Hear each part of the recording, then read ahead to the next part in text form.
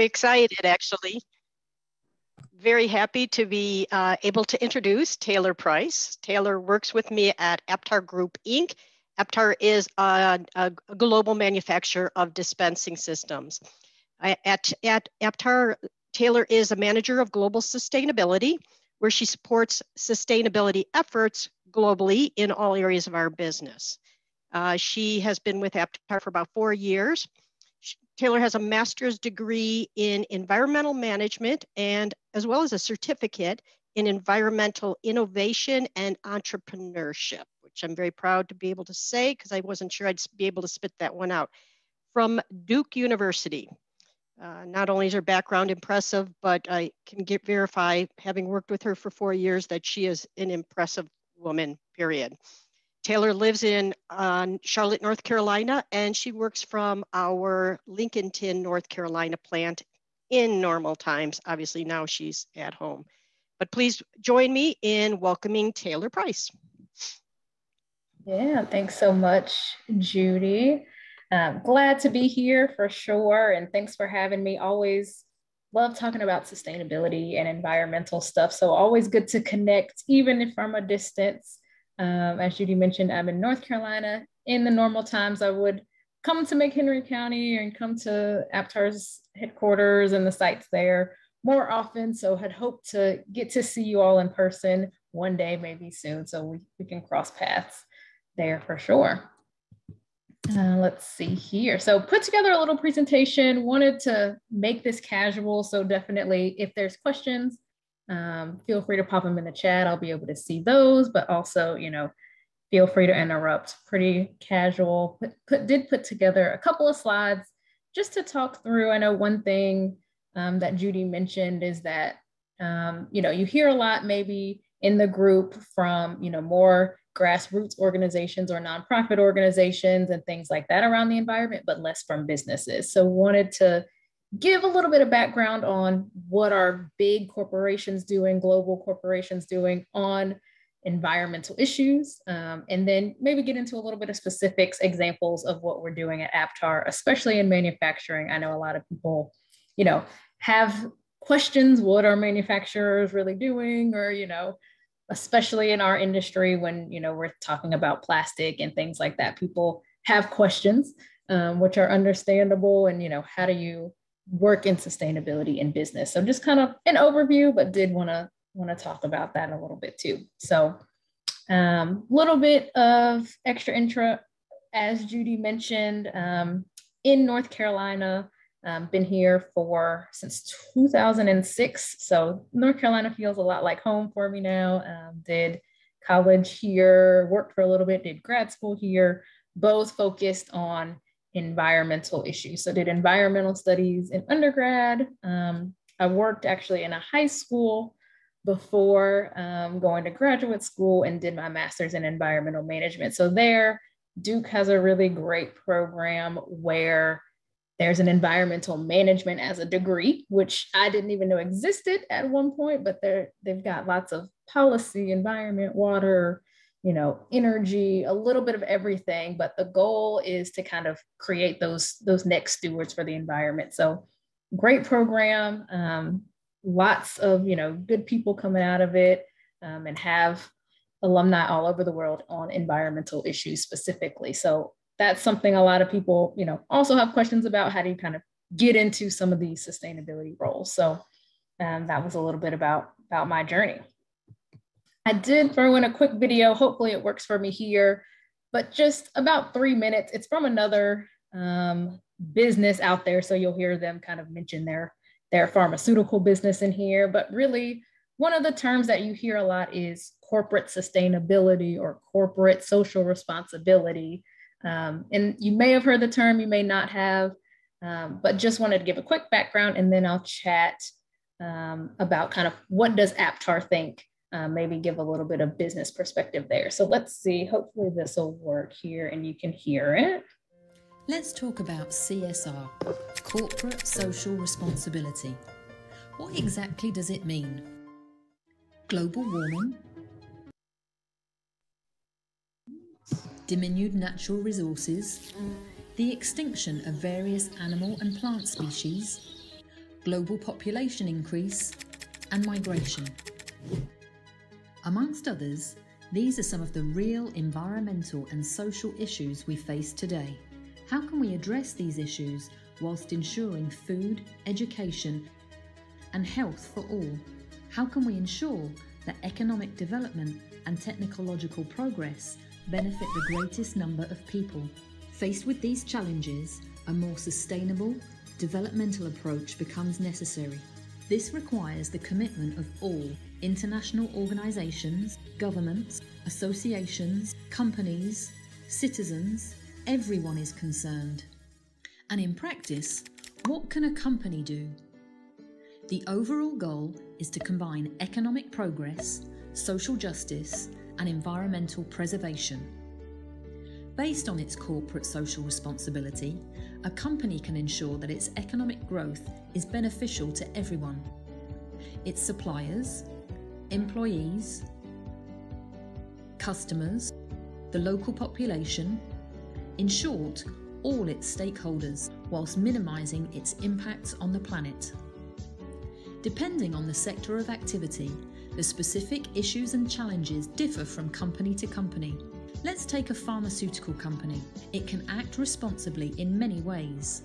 For example, offer to as many people as possible safe and quality medicines, take into account the needs of patients by supporting them throughout their healthcare. And for all companies, being responsible also means taking care of its employees and ensuring their safety at work. It also means being compliant with the application of the various laws and regulations, as well as defining ethical business practices. It also means reducing the environmental impacts of its production sites and choosing less polluting modes of transport. Thus, the ambition for a responsible company is to contribute to an economically efficient, socially equitable, and environmentally sustainable development, whilst ensuring its profitability and economic growth. As such, corporate social responsibility, CSR, is now recognised as a real performance driver, particularly because it encourages innovation, reduces costs, and brings employees together around a meaningful project. Within our daily activities, both individually or collectively, we can all be part of this evolution, and that's what's really inspiring. And at Servier, CSR is a conviction, resulting in concrete actions implemented with enthusiasm. Perfect. So kind of a little ad at the end there for them, but I thought that was a good kind of overview of what is sustainability. And it's definitely something that, for me as someone in this world all the time, going to school for it, it kind of beat those terms into our head, but it's not as familiar to other people. So especially when it comes to business world, when you're looking at the profit side, that's what, the CEO is looking at, and your shareholders and your stakeholders, and, how do we make more money is always that first goal. But then when you're looking at sustainability, it's a mixture of how do you continue that business approach, making sure we're still giving value to our customers, to our shareholders, we're still making money, but we're also looking at social impacts, environmental impacts of those as well. So especially, in the business world, you've got to have that balance of both. And I think that's where sometimes a lot of the criticism comes in of how do you actually balance both? How do you balance, managing the environment well with also making money and not exploiting people? What are those kind of issues? And how do you balance them all? So, one way of thinking about this is maybe a term that you've heard called the triple bottom line.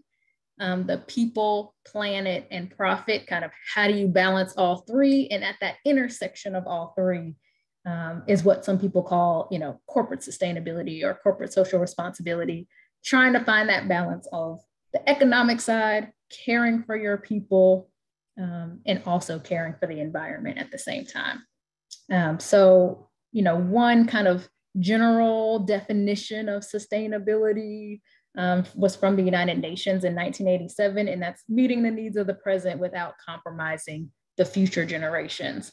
And that's something I feel like I think about all the time when we're making decisions, especially at Aptar as a global organization. We're touching, multiple countries, all different types of cultures and landscapes and environmental situations. So how can we, in all of those different decisions that we're making, meet the needs that we need right now, check the boxes of what we need right now, but also making sure that, there's no impacts down the line. And if there are, how do we minimize them? That kind of thing. So keeping those in the forefront of our head as well. Another way to think about this is maybe a term that you might have heard. It's newer, I think, than the sustainability term, but it's ESG. And that's environmental, social, and governance. It's very similar to that people, planet, profit thinking, but another way of thinking about it. This term is really used a lot by investor community and things like that. But looking at, how do we tie in environment, social pieces, just like the people, but instead of calling it profit and just the money side, they call it governance. How is, the business actually run? Are you, ethically managing your business? Is there corruption? Are there, good customer relations? Is the supply chain well? They're calling that kind of corporate governance. So another term you may hear when people work in corporations is, oh, I might work on ESG at a company, or I'm do ESG investing. They'll invest money into companies, working on environment, social, and governance. So another way to say the same thing, say sustainability in general. One thing that's interesting, I know, a lot of times when we think, green and sustainability and eco-friendly, it's on the environmental side. And that's, I think for all of us to be in this group and for me to get degrees in that, the environmental side often is kind of the first passion there and, maybe where we get the most excited. And I think now what we're seeing is that social is really coming through, especially in the past, couple of years, looking at human rights and, child labor and slave labor and diversity and inclusion and, all of that kind of stuff. You have safe labor practices, all of that is a sustainability issue too, because we want to sustain the planet too. We've got to sustain the people on there, treat them, ethically and morally correct. So that social is a big part of sustainability, especially at businesses. So environmental is always there, now moving into the social pieces, and is your business run correctly? So some things to think about there. It's a little bit more than environment for a lot of people. A little bit about Aptar, just to give you a little bit of background on what I do. Not sure how much Judy has kind of let in, but we are a global packaging company across the globe, 20 different countries. Aptar is touching 13,000 employees with, actually North America being kind of our smaller geography, mainly Europe is where we have most of our employees. So interesting there.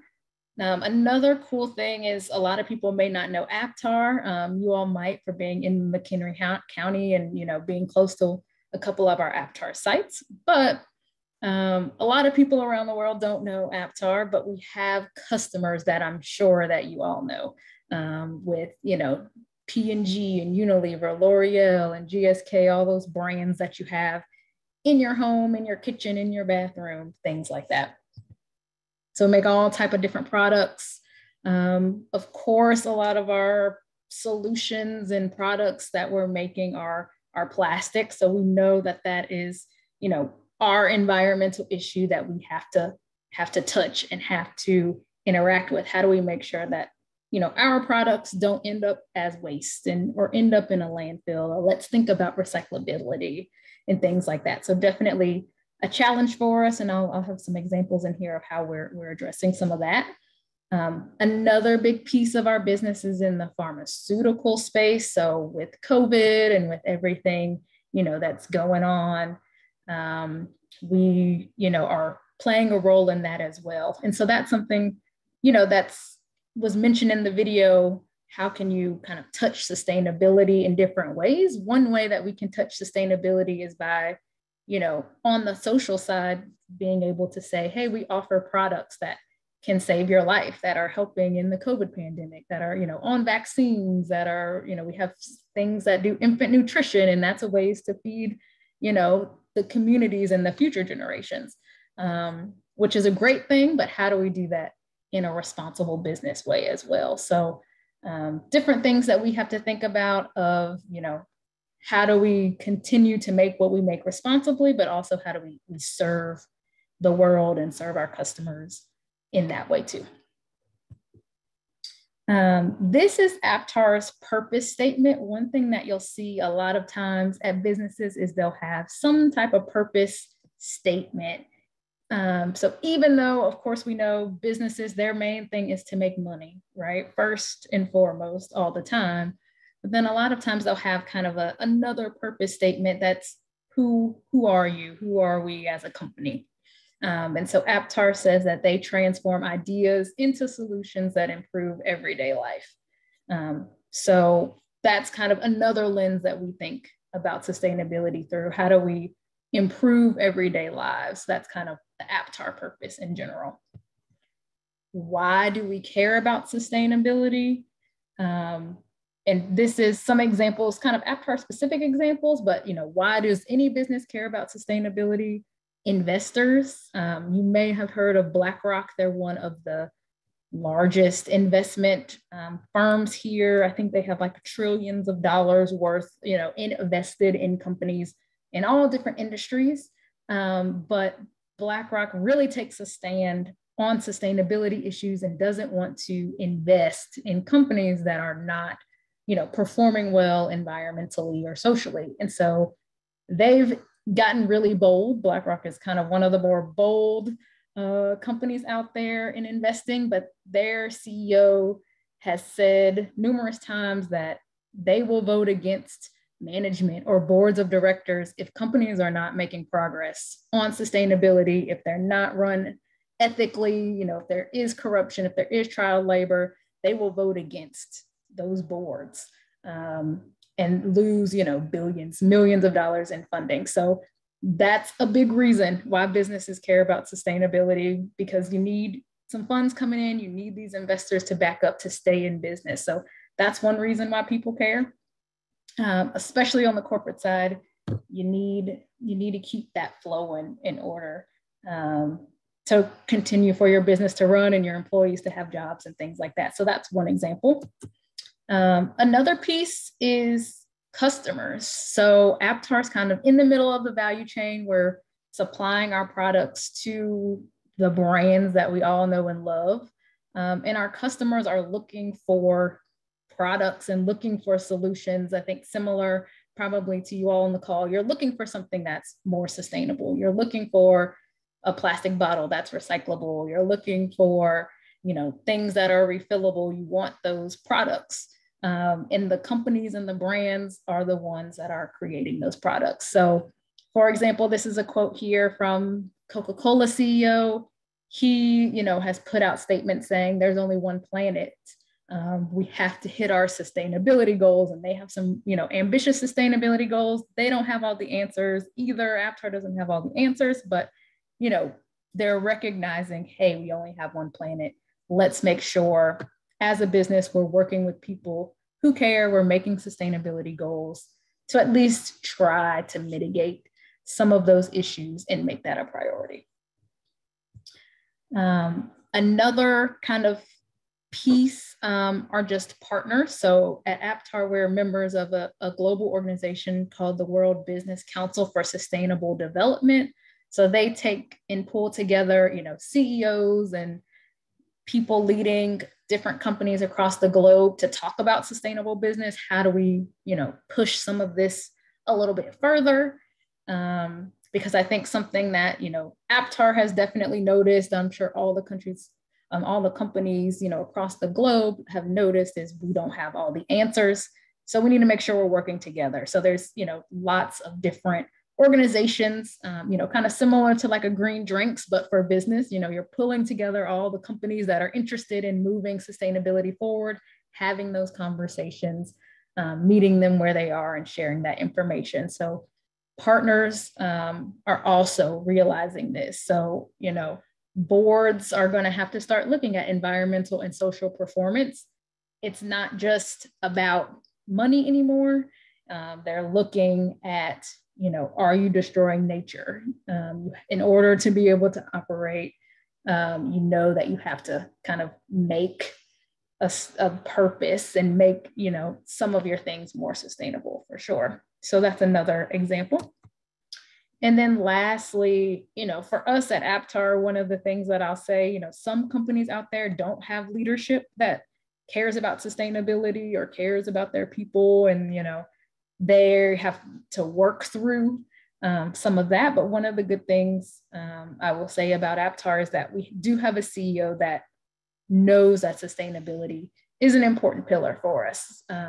He knows that we can't sit idle on sustainability, especially, when it comes to our products and recyclability. Or in the manufacturing industry, we in manufacturing get a bad rep for using a lot of energy or water or producing waste. So knowing that we can make sure we're manufacturing in a sustainable way, but also, providing those products that are more sustainable. So having that good leadership is another benefit as a company works through how do you, really make progress on sustainability. So in 2018, we revised our sustainability strategy and came up with these kind of 5 pillars. I won't go through them too in depth. I've got some examples to show kind of how we thought through, but similar to that kind of people, planet, product, we put together a sustainability strategy that, addresses some of those topics, right? So we have people. How do we make sure we're treating our people right? They're safe, they're engaged, we're diverse. Kind of on the product side, how do we design our products well? How do we address environmental imperatives? How do we keep the planet in mind when we're designing our products? Operations is kind of on that. How do we actually operate in a way that, conserves natural resources? How do we serve the communities in which we operate, giving back to those communities?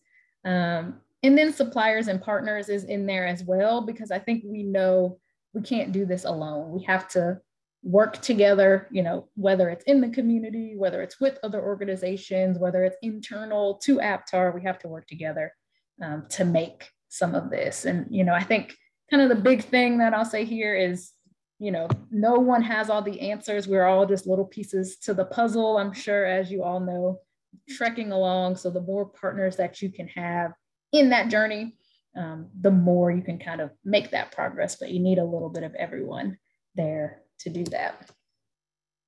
One of the big things I'll say for us is we work a lot with customers through, meetings and summits and things like that of how we can move customers along on their sustainability journey, and they can move us along, right? So Aptar is a little piece of the puzzle.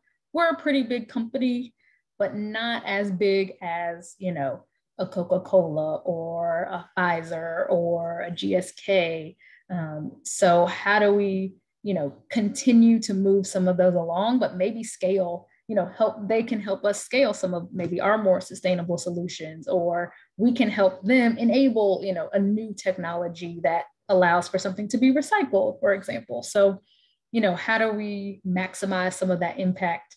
Again, making sure, that suppliers and partners piece of our strategy, working together, discussing how we can continue the sustainability journey. So I think that's a really important piece. Something that I work on a lot is how do we make sure that we're aligned and working on the same things. That's how we make a lot of progress there too.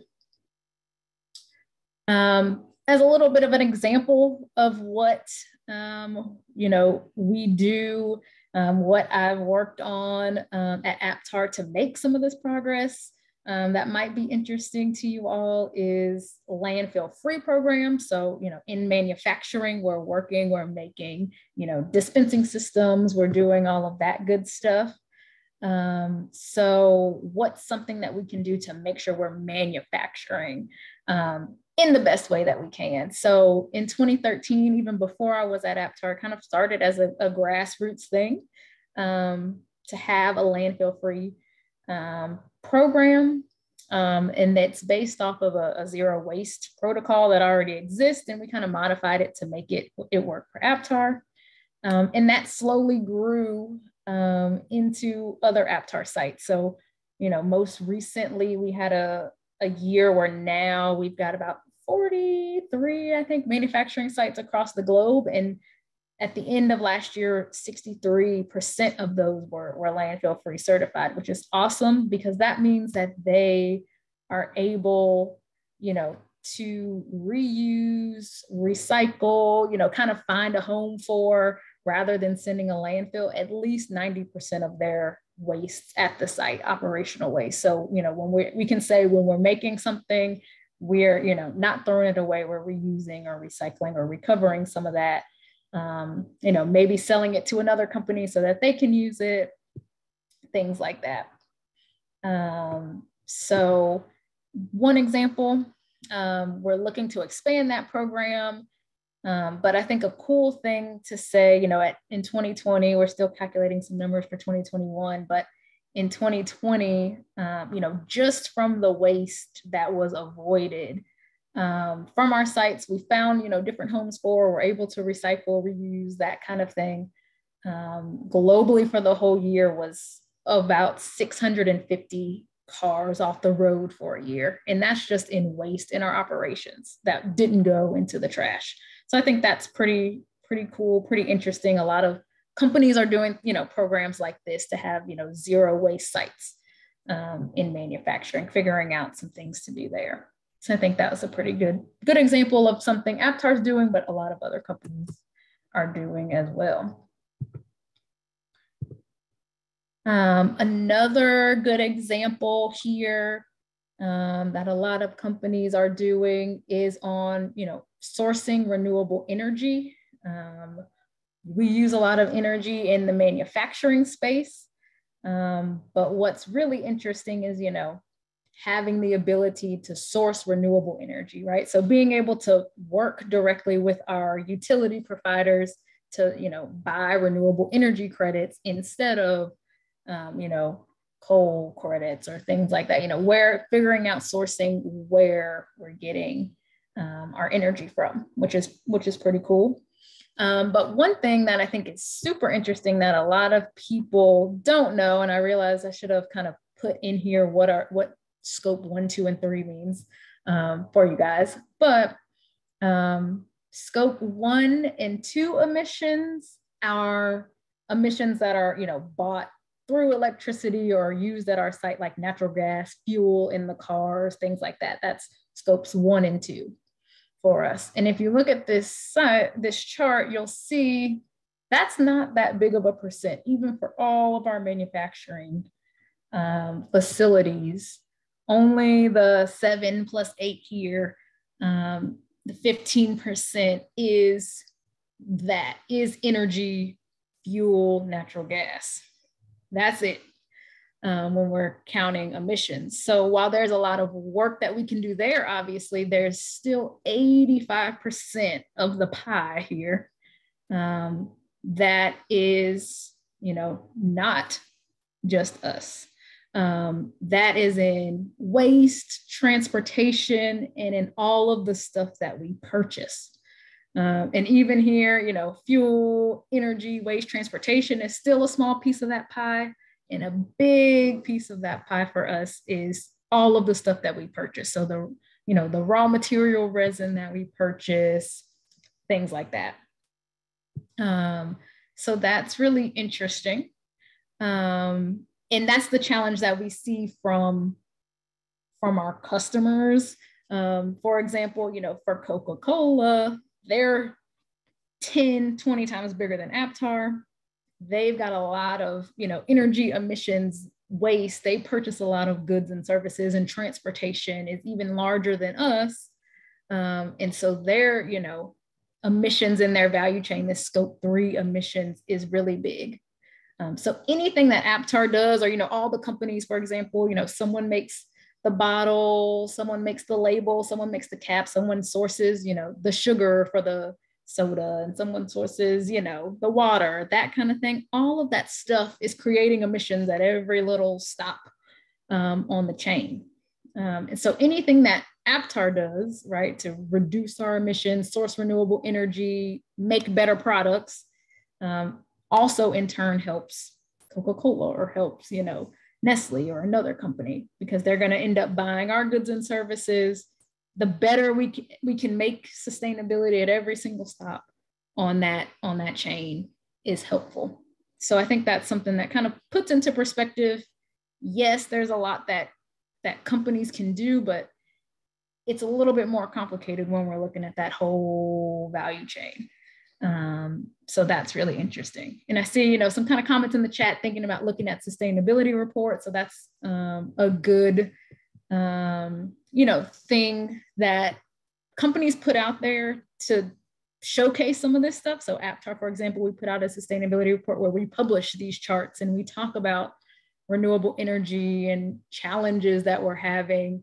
And so a lot of companies, that's a good way. I know someone asked in the chat how do we figure out what those sustainability goals are? And the sustainability reports for all these different companies, if they have one, is a good way to see what are those targets. So you can type in, Aptar sustainability report or Coca-Cola sustainability report. And a lot of times they'll have some goals around energy, water, waste, or be able to showcase some of what they're doing. A lot of times I know, some of the thought is, a lot of companies are bragging because we want to tell all the great things that we're doing. So I would say a good sustainability report tells you some of those challenges as well. They're going to say, hey, we'd love to, source more renewable energy, but we're still investigating, or we're working with partners. I think sometimes they come off as ads rather than really providing that information. But that's a good way to kind of learn about what companies are doing. And I think the biggest thing, kind of take away for me, even working in the sustainability space, is that you have to work together. And I think this chart is a really good illustration of, if Aptar only worked on Aptar, we would only hit 15% of our emissions, and that's it. We've got to work on both sides of the chain. We've got to work with transportation. We've got to work with supply chain. We've got to work on what we're purchasing and collaborate to even make that difference on the emissions side, which is really interesting. Shifting gears a little bit on product. I know that was kind of a question too. Looks like someone had about, how are we eliminating single-use plastics, or kind of, what are some things that Aptar is doing, for example, in this space? And here are a couple of examples. I actually forget what, I think this might be one of the better slides to kind of start with, but one of the big things that we're doing is just evaluating our portfolio. What are all of the products that we offer? What are all of the pumps that we make and dispensers that we make, and all of that. And we're starting pharmaceuticals a little bit harder. There's regulatory constraints and things like that make it difficult. But let's look at food and beverage stuff, beauty and home care stuff, and just get a landscape of what we're making. Is the stuff we're making recyclable? There's tools out there called life cycle assessments, and lots of ways that we can do these different simulations using data and what it's made out of and how recycling works, or things like that, to just get a landscape. How much of our stuff is recyclable? How much of our stuff is made with recycled content? So instead of using virgin plastic that was just pulled out of the ground, we're using something that's already gone through a recycling stream. So that's some examples of some things that we're doing. We're also looking, thankfully we're able to say that out of all of the stuff that we've done analysis on so far, 64% of that was recyclable or reusable, which was great. But to get to 100%, we've still got some work to do. Also, as I'm sure you all know, just because something says that it can be recycled doesn't mean that it always gets recycled. So how do we maybe, I think that's something we're looking at down the line. We're not there yet, but how do we maybe work with local recyclers and more, municipalities on making sure this stuff actually does get recycled? Hey, we're doing all this work to design it better and use different materials and incorporate post-consumer recycled resin, but if it still ends up in the landfill at the end, then what was the point of all of that? So I think that's a challenge. We're doing what we can, but we've got to make sure that we can get all of the different value chain on board. And then, as I'm sure you all know, there's different things. Europe has different things going on than North America. Sometimes I think we envy them a little bit with their sustainability efforts, environmental efforts, because they sometimes seem to have, better infrastructure or different, things going on in the environment, different leadership, regulations that we don't have here in the United States. So that's a challenge that we also see, is what may work in Europe may not work in the United States, or may not work in Latin America or Asia. So how do we kind of fit some of that? Another, thing I'll say here of how we're trying to at least address some of that plastic waste is we're exploring, what do refillable solutions look like? We don't have all the answers. That wasn't Aptar's original business model, right? Was reusable, refillable stuff.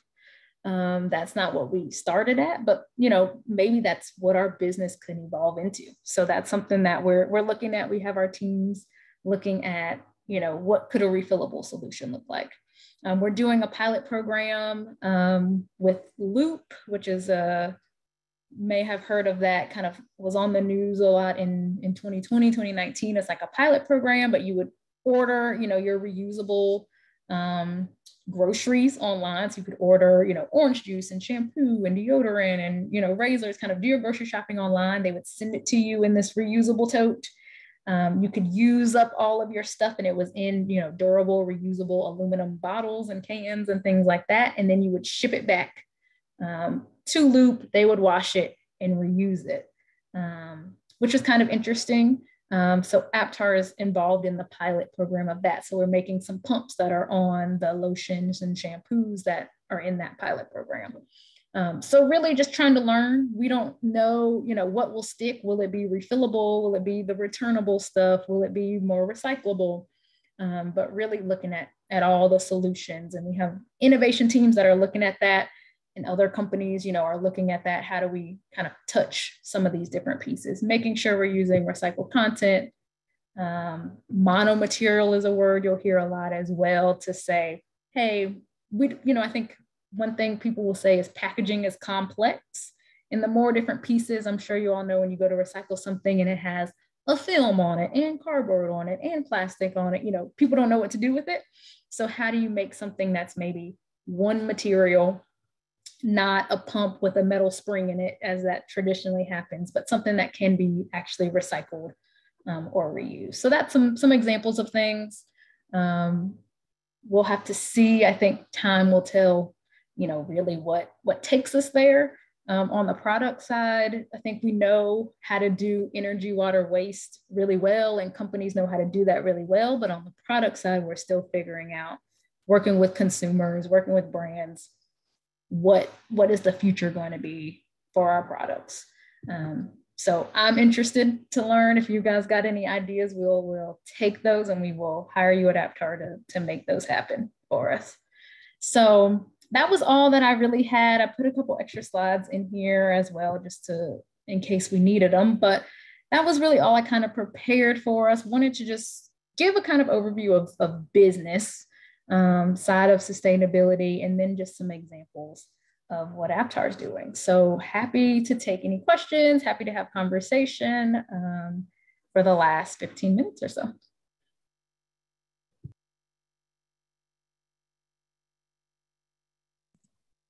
Okay, Judy, do you want to see if anybody has any questions? You got to take yourself off of mute, Judy.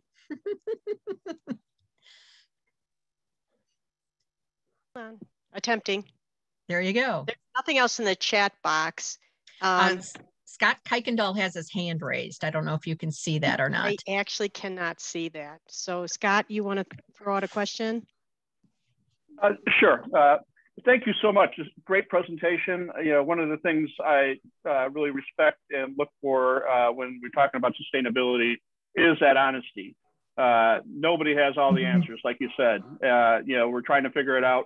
What I always talk about is if somebody says that they've always been green, call BS. No business has always been green, and I don't know anybody who's came out of the womb being green either. I certainly wasn't raised to be environmentally aware, and so that's something that has evolved over time. But the scale of the issue is so great. We need people like you to be changing the way business is done. And I also appreciated you talking about, economy. And, we do kind of think as economy as a four-letter word. And that's because far too much emphasis has been given to economy in the past. Classic example of that is, the way we calculate gross domestic product is cancer is actually a positive when you're calculating gross domestic product, because that's actually creating demand for products.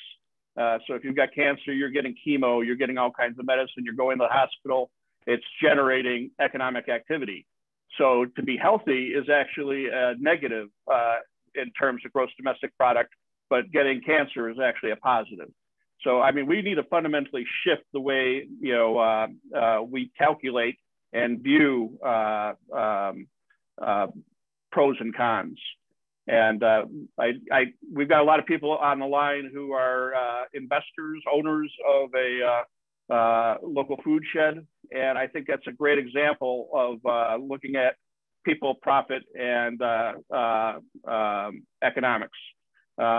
We're creating a business that is going to be as sustainable as we can make it. We're going to be using environmentally friendly products, building it to be energy efficient, developing it to use as little water as possible. So we're really focusing on environmental benefits, but we're also going to incorporate local food practices and make it accessible to people who are disadvantaged. So we're focusing on social. But if we're not being economically responsible, none of those things are going to happen. And so you do need to balance economy, social, and environmental. And sustainability is kind of the nexus where all of those meet. And you're really on the front lines of that. So it's easy for us to talk about it, but you're working with people who are true believers, but you're also working with people who may not buy into it or look at it as we've always done it this way. And what are you talking about? We had the VP from McDonald's come in and talk about all the great things that they do. And just the next board meeting, older members reversed everything that they had done. And so I guess, can you talk about navigating that within your business? Because you've got people who obviously aren't going to necessarily have the same passion that you do. How do you deal with that? And I guess, how do you maintain a positive motivation to keep going when you do face that? Yeah, no, that's a great question. And especially, I think Aptar may be, I think now a lot of companies and CEOs and investors are coming around on sustainability, but that's definitely newer, I would say. So I know a lot of people are working in businesses where, you don't have someone to back you up and to make those changes. And I think sometimes you have to meet people where they are, especially, I'd say on the business side, when people don't want to invest money into something, that's when they get a little more difficult, or not believing in certain, does it really matter? That kind of thing. And I think one of the big things, especially for us, is really having the research to back it up and knowing, what is that business case. So yes, maybe it's good for the environment and we want to tout all these shiny things. Oh, it's great, it's new, it's reusable, all of this stuff. But what's another thing? Will it save them money? How do you, kind of doing that research, figuring out what's their touch point and making it work, or maybe coming to that compromise, or showcasing what can get them motivated. A lot of times it is the money piece, or, it'll say, yes, redoing this machine is a big investment in year 1, but by year 4, it pays off. Kind of how do we do some of that analysis too, and bringing people along on the journey and maybe making them sustainable without them knowing that they're doing it, and having those conversations. So definitely, I would say what's interesting about sustainability, what I didn't know when I was in undergrad, was thinking, people will just do it because it makes sense. And then, getting into the real world and being like, no, not exactly. How do you translate that into real life scenarios, right? Not in your paper when you're just saying, yes, the board should vote on this, right? And really, how do you translate that? So communication was something that's really important, and not always just understanding the science is great, but how do you bring people on that journey without, having that influence too, I think makes a really good sustainability program, makes a good sustainability professionals, having that communication and influence too. And if I could jump in, I would also say that our CEO, as Taylor said during the presentation, he really does walk the walk. And so it's hugely helpful. If the man at the top is saying, this is what we're going to do, and I believe in this, it makes it a little easier to keep people down the line, going along with it and starting to agree with it too. Yeah, Zach, it looks like you have your hand up too. I don't really have a question, but I think it's really amazing what you're doing, Taylor, and kudos to you. And, being a small business, and the impacts we make, and every day we do our absolute best, but seeing, large corporations like yourself having such access to making huge improvements and having so much passion behind it is really cool to see, because the media kind of, paints a sad picture for a lot of large businesses. So, kudos to you for doing that, and kudos to Aptar. And I wanted to send thank you also to you and Aptar for sponsoring our sustainability summit for McHenry County that we just ran. And we just ran our first, hopefully annual meeting. So I wanted to, it's nice to have such a sustainable large corporation behind, something small like that. And we're doing our part to be as sustainable as possible. And we just want to send a huge thank you to you and AptarGroup. Yeah, no, thanks so much. And, happy to support for sure. And one thing, I know I see some comments in the chat about product side.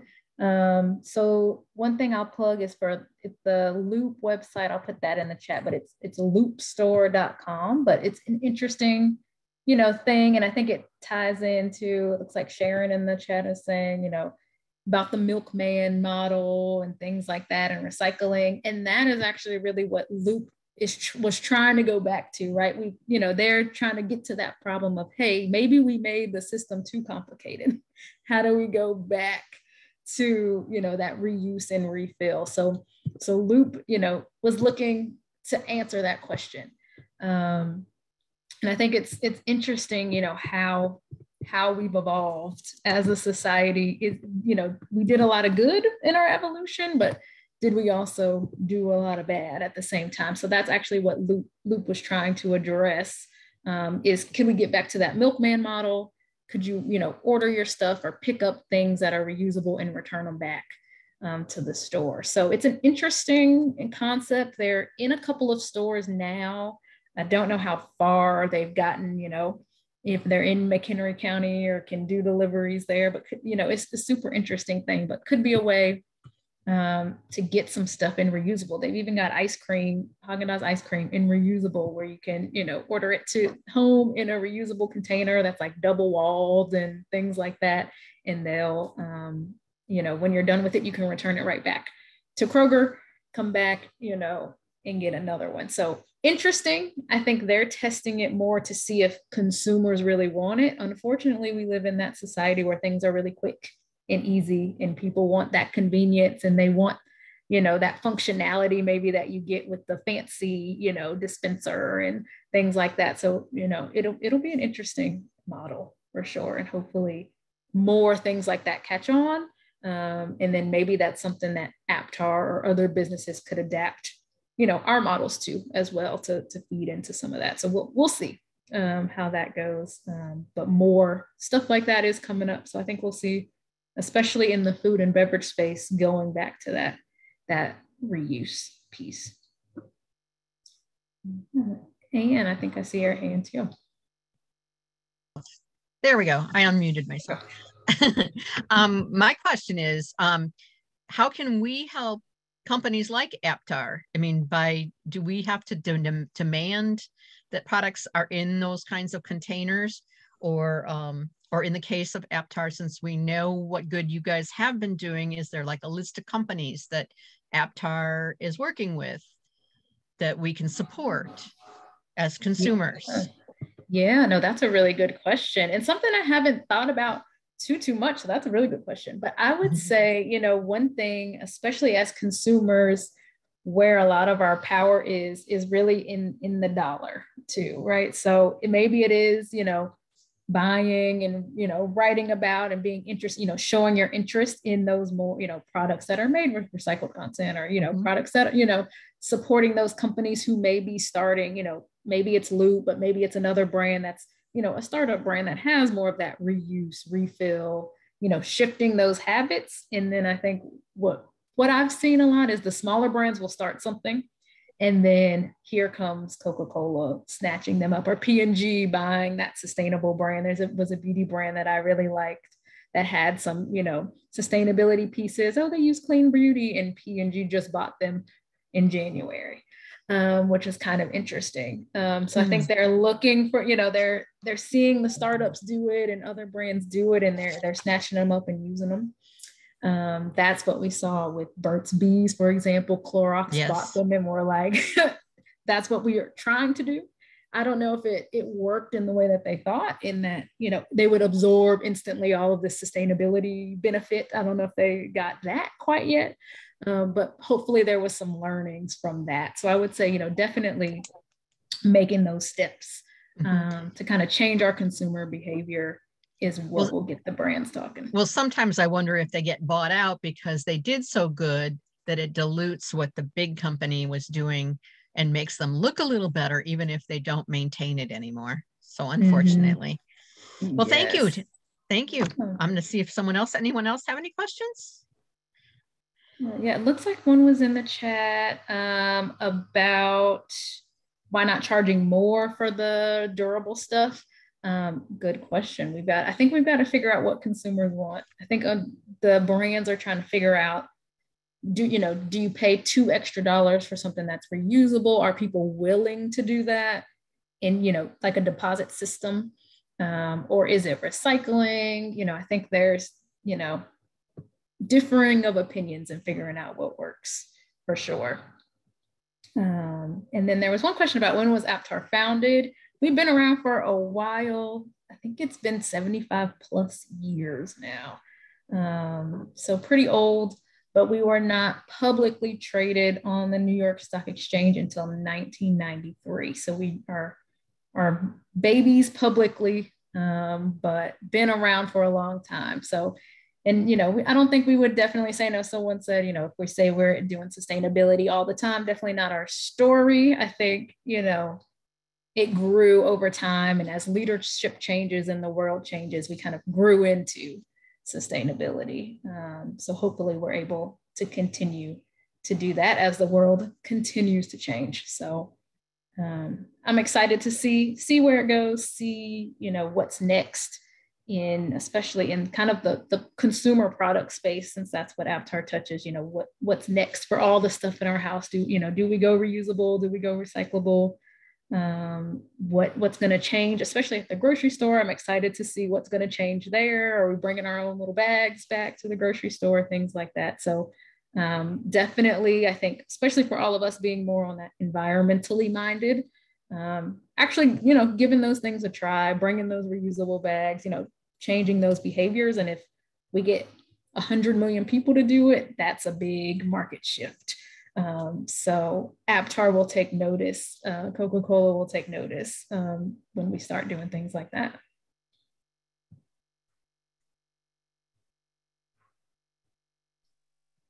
I see one more question, Taylor. Yeah. What's the future of products like glass jars, Sharon is asking?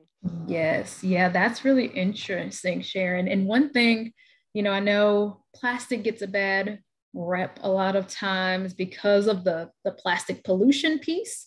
But one piece where plastic actually does a little bit better is on like carbon intensity to make it and to ship it around the globe, right? So when we're, plastic is lighter weight, especially in those flexible materials, and glass is really hefty and heavy. So, and you can't pack as many maybe in a box in glass or, things like that. So that's something that we were wrestling with, is plastic the best material for all things? Is glass better? Is aluminum better? And I think the glass jar can definitely make a comeback. But one thing that's interesting now with the glass jar, because we're shipping so much, is it durable enough? Can it withstand being thrown around at Amazon and UPS and things like that? Is it going to break?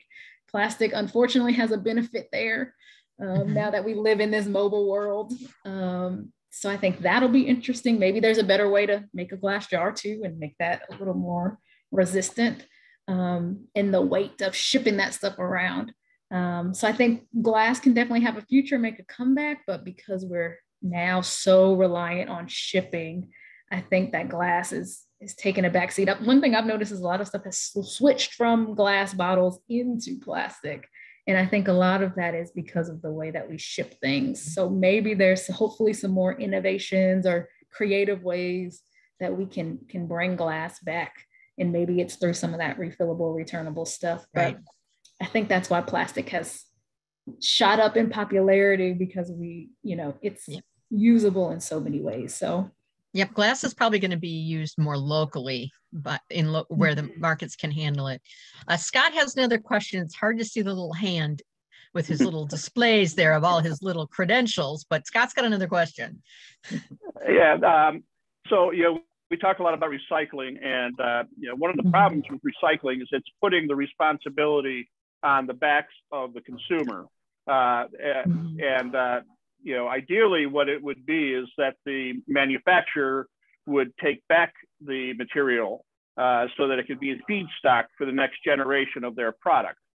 I studied industrial ecology in college, so that's why I always talk about these crazy things. But a tree doesn't waste anything. It draws nutrients from the soil, sprouts leaves, draws energy from the sun, then puts the energy nutrients back in the leaves, drops it, those break down, and then that provides nutrients for the tree again.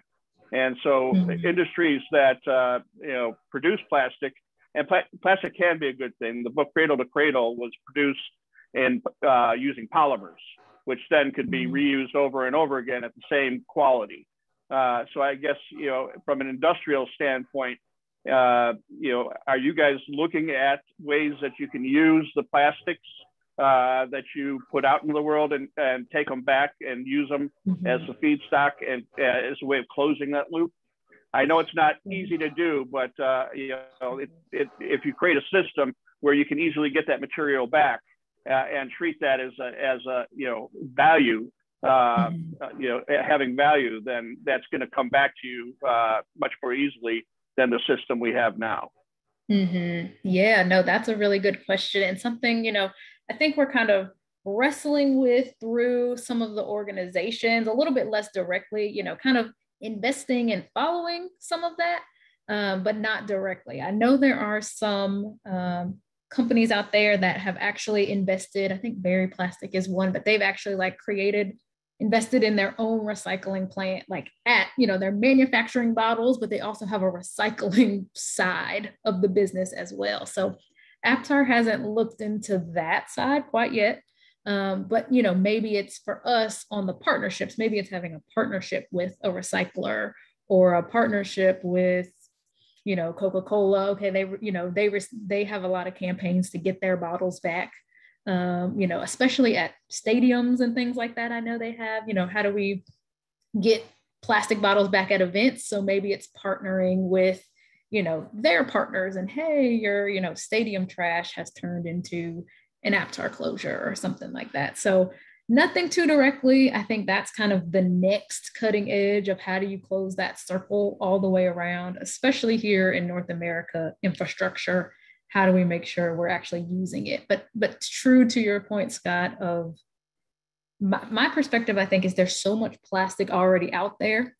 If we could just get it back and clean it and use it, we wouldn't have, a lot of the problems. If we could just kind of collect what's already there, then we're good. And we can probably sustain off of that for a long time too. So how do we kind of close that loop? So that's the next challenge. We'll need your industrial ecology brain for that, I think. You can help us solve that. But yeah, lots of companies are looking into it. I'd say that in the next 3 to 5 years is when we'll see some of that stuff pop up of someone figuring out how to close some of those loops. So should be interesting. Yeah. Well, thank you, Taylor, very much for answering our questions, but also for a great presentation and helping us better understand how things are working in a big company, international company, and that it sounds hopeful, and keep moving forward. Definitely. Yeah, thanks so much for having me, and hopefully we can connect here soon. Yeah, good hopefully conversation. We'll get our way and we can get you to Duke's for a meal. Yes, that would be great. Would be fun. Yeah. Well, we want to take a moment, and if anybody has any community announcements, and Taylor, hang in there, we'll chat at the end, but does anybody have any announcements for the good of the community? I see Carl's hand up. I got to take it off mute. Am I off mute? You can hear me? Okay, great. You're good. Okay, thanks. Thank you. That was a great presentation. So in addition to what I do with the Defenders, another organization where I put in a lot of volunteer time is a group called Cycling Without Age. Some of you may have seen us. You may have seen us, some things about us in the press, in the local press, but we provide bike rides essentially to senior citizens who live in assisted living facilities in McHenry County who cannot ride a bicycle on their own. I'd like to be able to tell you much more about it. What I wanted to let you know was that we are looking for more volunteers for this spring to help us with rides. We will be starting up probably in April. We have these regularly scheduled throughout the week. We'll also be doing it at McHenry County Conservation District and Crystal Lake Park District sites this year on weekends. So it's a great time for one thing. It's a lot of fun. We get exercise, and it's great working with the seniors who can't get out on their own. So check us out on cyclingwithoutage.com. You can see a little video about what we do. Thank you. Thanks, Carl. Anybody else? Oh, there we go. Shannon. All right, let me see if I can figure this out. Well, let me turn on my camera.